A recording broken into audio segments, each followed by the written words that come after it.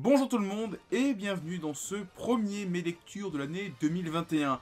Je le rappelle, Mes Lectures, c'est l'émission qui parle de mes lectures, manga, BD ou comics, avec toujours un tout petit peu de spoil. Donc, comme d'habitude, si vous n'êtes pas à jour sur un titre en particulier, il y a le chapitrage qui est juste ici, et en description, à chaque fois il y a le petit timer pour savoir de quel manga je parle à tel moment. Voilà, enfin c'est l'habitude, vous connaissez, de toute façon c'est assez intuitif, et on va commencer tout de suite.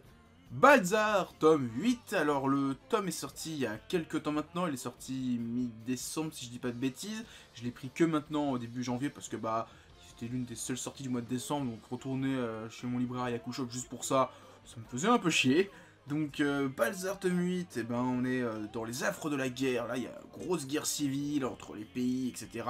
C'est génial, on apprend toujours encore plein de choses, notamment j'ai beaucoup aimé le petit flashback sur le cours de lancer de canon, enfin de tirage de canon, où on nous explique que tu peux avoir une tire à un endroit, mais le problème c'est qu'il y a le vent, il y a plein de choses qui font que ton tir n'ira jamais en plein dans la cible, elle va toujours toucher à côté.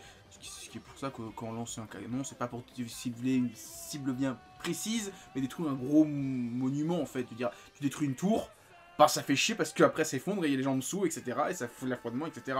Voilà, c'est assez intéressant. Alors même si c'est pas trop dit ça comme ça, il y a un gros développement de personnage, enfin il y a un flashback, il y a une grosse histoire sur Helmut, donc le cavalier qui est en fait une cavalière qui déguise son sexe, et qu'on apprend que enfant il switchait entre garçon-fille, entre donc lui et sa sœur, enfin son frère, sa sœur, etc. Mais c'était tout le temps lui en fait. J'ai trouvé ça très intéressant et j'aime bien le moment où le personnage dit ouais, ça serait bien qu'elle vienne ta sœur, on pourrait jouer à 3. Genre, c'est jamais arrivé mec, ça fait genre 10 ans que tu te connais, t'as jamais joué avec ton frère et ta sœur en même temps. Ou bon, pose des questions. Pourquoi l'un vient et pas l'autre? Genre peut-être qu'ils se font la gueule. C'est peut-être ça la question. Non, c'est franchement un super tome. J'attends la suite. Alors j'ai beaucoup. La fin est quand même assez dérangeante, on va dire ça comme ça. Le moment où les jeunes cadets se rendent avec leur drapeau blanc et que les mecs ils font pan. Tu fais ah ouais, il n'y a pas de drapeau blanc, il n'y a pas de paix. C'est tu vis ou tu meurs quoi. C'est choquant. Je sais pas comment l'histoire va tourner dans les prochains tomes, mais là, le tome 8, la fin, elle est hyper angoissante. J'ai hâte de découvrir le tome 9, j'ai hâte que ça sorte. Balzar, moi j'adore toujours autant. Jojo Lion, tome 19. Alors, ceux qui me suivent assez fidèlement sur mes lectures, vous savez que souvent je dis c'est bien, mais je comprends absolument que dalle à l'histoire, parce que ça fait pas mal de temps que je suis Jojo Lion, depuis le début, donc 2016, etc. Donc ça fait 4-5 ans que je suis Jojo Lion, et il y a des trucs que j'ai un peu oubliés. Entre Noël et le Nouvel An, je me suis relu Stable Run et Jojo Lion. Ce qui fait que là, j'ai lu le tome 18 il y a quelques jours avant le tome 19, ce qui fait que dans ma tête tout était frais. L'histoire du Rokakaka, l'histoire des hommes de pierre, l'origine de Jutsuke, comment il est mort, comment il a perdu la mémoire, la famille Higashikata, tout est frais dans ma tête. Donc là j'ai lu le tome 19, dans ma tête tout était frais et j'ai adoré. Franchement, le combat contre Ozone Baby était cool, même si bon, le stand est tellement cheaté que pour le vaincre, il y a l'arrivée d'une présence extérieure, on va dire un Deus Ex Machina, on va appeler ça un chien, c'est vraiment comme ça. Les héros n'arrivent pas à le vaincre. Il est tellement fort le mec avec son histoire de pression que personne n'arrive à le battre et finalement c'est quelqu'un d'autre qui va le tuer. J'ai beaucoup aimé alors, le début de deuxième histoire qui apparaît dans ce tome-là, avec la femme de Jobin, donc la femme du premier fils Higashikata qui va voir le chirurgien esthétique. Et quand j'ai vu le titre, je me suis dit, attends, la partie 8, Morio, chirurgie esthétique, est-ce qu'on va voir le retour de Cinderella? Bon, pas encore, peut-être dans le prochain tome, je sais pas, mais là, petite hype, et là l'adversaire elle est assez chelou, alors je pense qu'il a un pouvoir de je prends l'apparence de quelqu'un, façon Mr. Chu dans One Piece, mais j'ai hâte de voir le combat, comment il va se passer, et est-ce qu'on verra Cinderella? Ça serait vraiment cool. Ou au moins, est-ce que son stand sera Cinderella? Ça serait vraiment cool. Voilà, Jojo Lion, j'ai adoré. La partie est géniale, franchement, c'est limite une de mes préférées. Là, après avoir tout relu et vraiment tout frais dans ma tête, c'est vraiment une super partie, elle est géniale. On enchaîne encore avec du lourd. Beastars, tome 14. Et qu'est-ce que ce tome est bien. Franchement, il y a la rencontre entre Legoshi et donc le Beastars d'il y a 30-40 ans, Yaya, le cheval. C'est génial, le moment où l'autre il arrive, il est immense et tu te dis waouh, c'est un cheval, il est grand et que ils se tapent dessus et que Yogoshi dit attends, je me retire les crocs, maintenant j'ai plus de crocs, j'ai plus de canines, je suis comme toi, je vais te casser la gueule. C'était génial, Legoshi, parfait. Le retour de Haru, magnifique. La petite lapine qui retrouve son loup, c'est génial. Et la petite histoire qu'il y a avant, où il y a une de ses copines lapines qui est en couple avec un lion, et elle lui dit, ou un tigre, je crois que c'est un lion, je sais plus. Et elle dit, non mais tu sais, vivre avec un carnivore c'est compliqué. Elle dit, oh mais tu connais rien. Et que bah, genre 30 secondes après, elle se fait buter. Tu dis, ah, te l'avais un petit peu dit. Peut-être que tu devrais cogiter un petit peu dans ta tête. Et le retour de Haru qui veut aller... alors ça, j'ai trouvé ça hyper glauque, le rendez-vous. Amène-moi dans le quartier noir, dans le marché noir. Et ils vont dans le petit marché où ils vendent des lapins. J'ai fait... C'est pas hyper romantique comme rendez-vous, les Goshi. Je sais pas comment dire ça. Et alors, d'après ce que je sais des gens qui lisent un petit peu les scans, à la fin de ce tome, il y a un passage qui apparaît qui s'appelle Melon.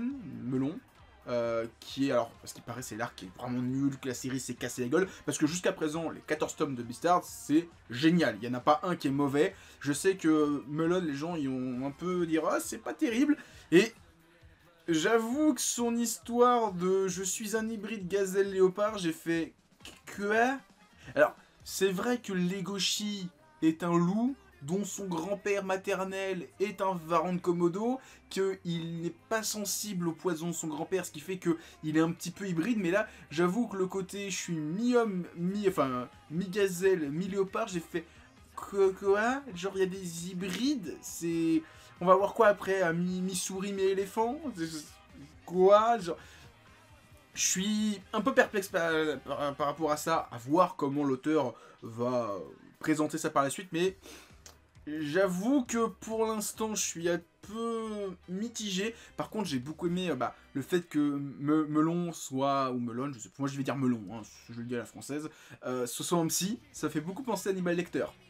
Le fait que ce soit un psy, qu'il a l'air de tuer des animaux aussi, voilà, ça, franchement, ça m'intéresse. J'ai hâte de la suite, en tout cas, Beastars, moi, je surkiffe. Alors je fais une petite parenthèse, je vais parler maintenant du Kiun Mag. Alors c'est un petit magazine, recueil de premiers chapitres de séries qui sont créées par Kiun. Donc c'est pas des achats de licence comme Beastars, My Hero Academia, One Piece. C'est vraiment... Ils sont allés voir l'auteur et ils ont fait un manga avec lui. Donc là c'est de la création pure. Et donc c'est chaque année ils sortent un petit bouquin de 200 pages, grand format, souple, avec du papier de plutôt bonne qualité, où ils présentent leurs petites nouveautés. Alors j'ai tout lu, enfin non j'ai pas lu la dernière histoire qui est en couleur, qui est une histoire pour enfants, où j'étais un peu, genre je m'en fous un peu, voilà on va le dire comme ça. L'Éden des sorciers, ça me fait beaucoup penser à l'atelier des sorciers, alors pas pour le côté sorcier, mais vraiment le dessin me fait penser. Alors en plus à la fin il y a un petit interview à chaque fin de petite histoire, il y a une interview, alors l'auteur dit que il est fan de l'atelier des sorciers, de l'enfant et le maudit et d'un autre manga que j'ai oublié. Je sens qu'il y a un peu l'inspiration quand même au niveau du dessin. Léviathan, c'est génial, en termes de dessin c'est incroyable. Ça je voulais l'acheter déjà avant de lire le petit chapitre, je vais l'acheter. Très clairement en termes de dessin, on dirait Among Us, voilà, ils ont fait le manga Among Us, c'est génial. Et Outsider, j'ai été un petit peu intrigué, j'ai lu le chapitre, là l'histoire de vampires, loups-garous, etc. Je vais passer mon chemin. Très clairement, ça m'attire pas plus que ça. Voilà, donc si vous avez l'occasion, prenez-le, c'est gratuit, ça coûte 0 €. Donc c'est moins cher, c'est qu'on vous le paye en fait. Voilà, on doit vous le donner de l'argent pour la prendre. Donc voilà, si vous le voyez en magasin, prenez-le, c'est gratos. Ça va vous faire découvrir 4 petites séries donc, qui vont apparaître dans pas longtemps chez Kiun. Donc voilà, c'était le petit instant Kiun Mag.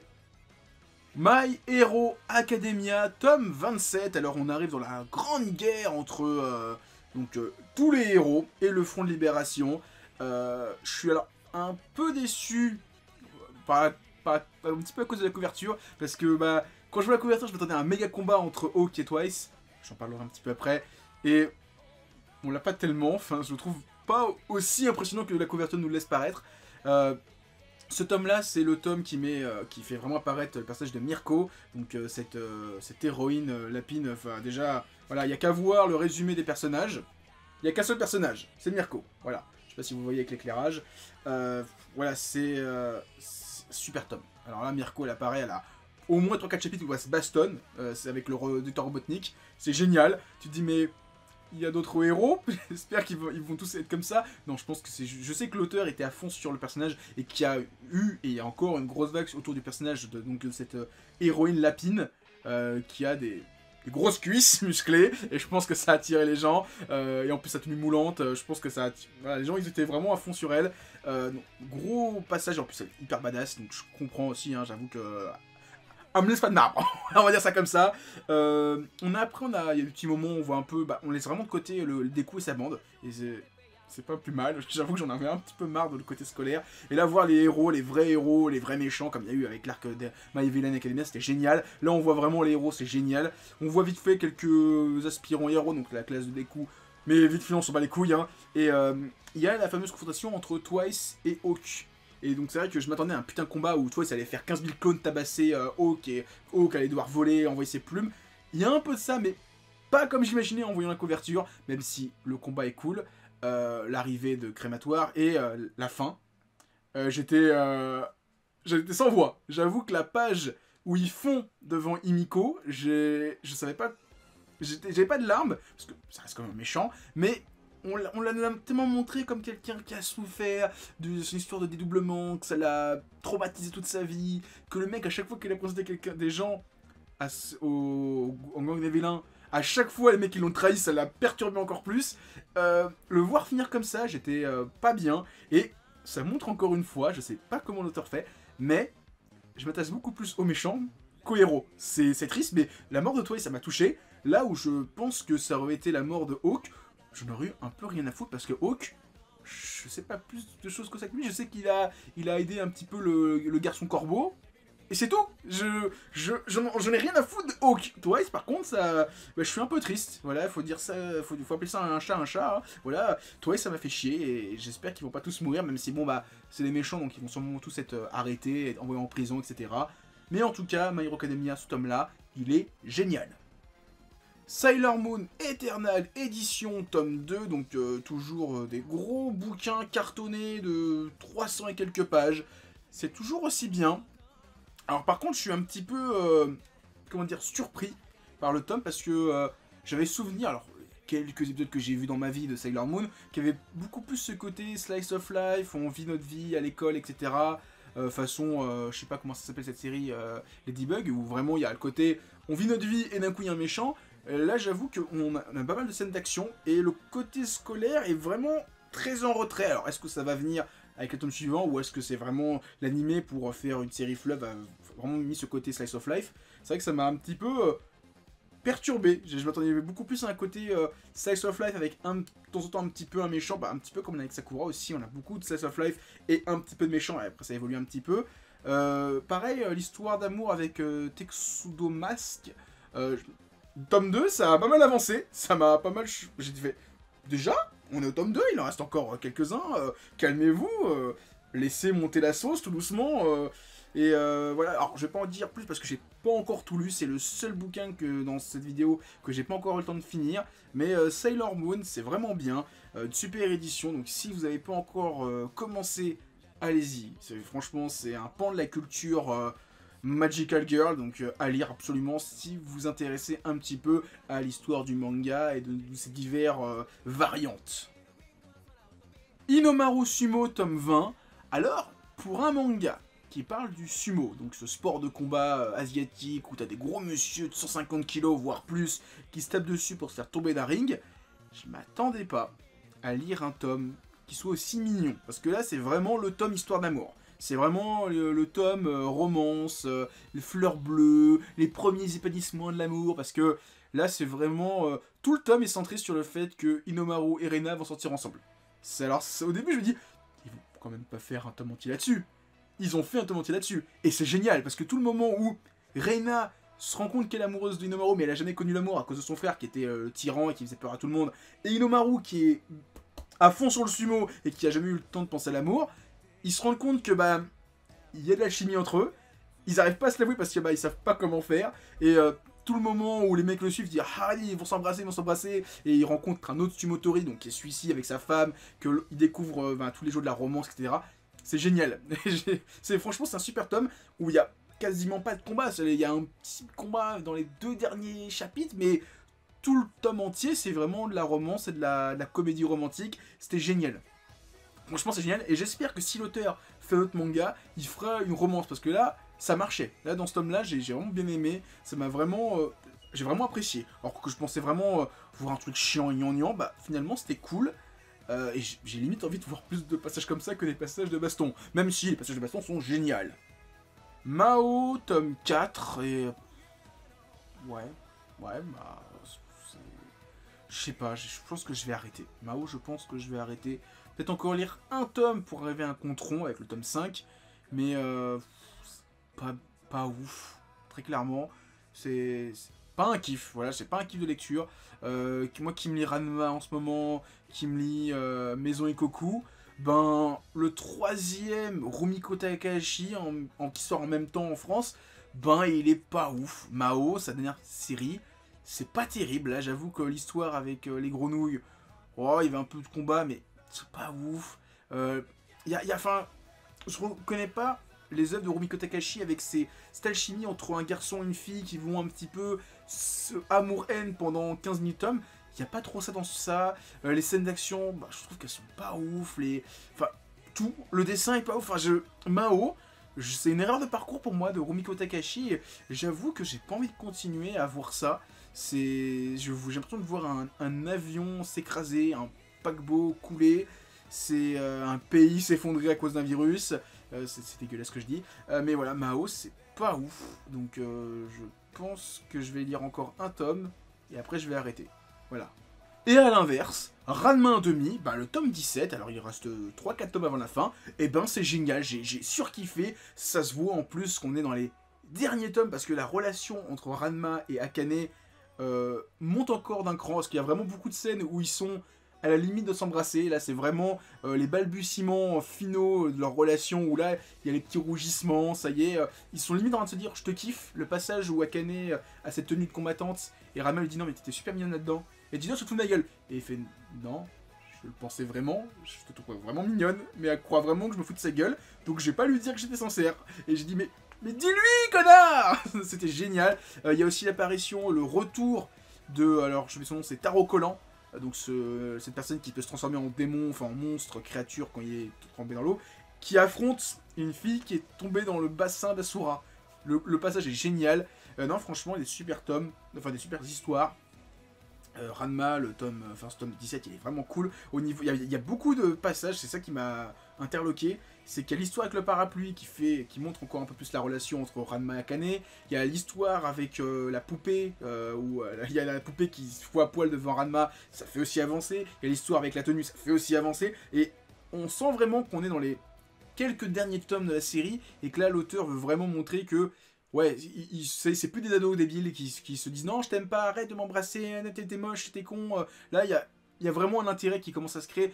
À quelques tomes, c'est un petit peu normal. Et bah, voilà, je me lis Ranma 1/2. Je me lis Mao juste après. Ben, voilà, Mao, c'est nul, voilà, faut le dire. Je trouve ça moins bien. Et bah, peut-être à cause de Ranma, où Ranma me met vraiment des attentes vraiment hautes.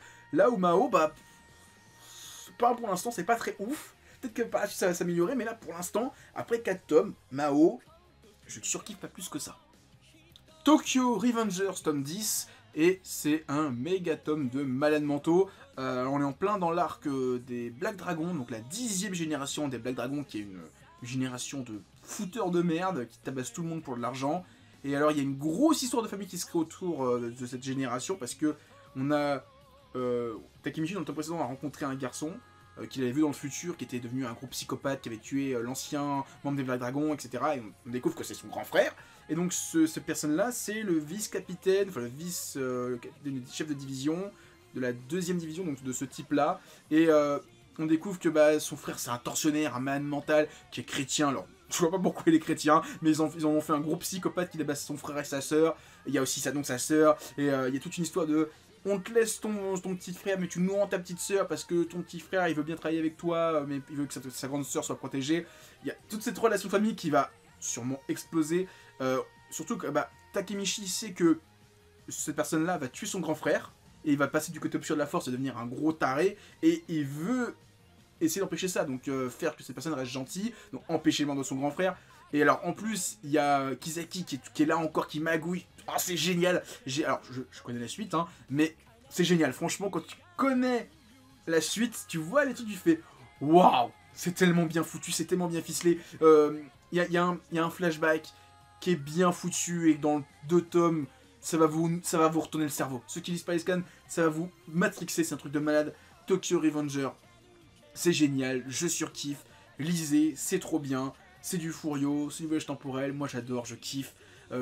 Vivement le gros combat final contre les Black Dragons et les arcs suivants qui vont être géniaux aussi. Moi je kiffe, je surkiffe.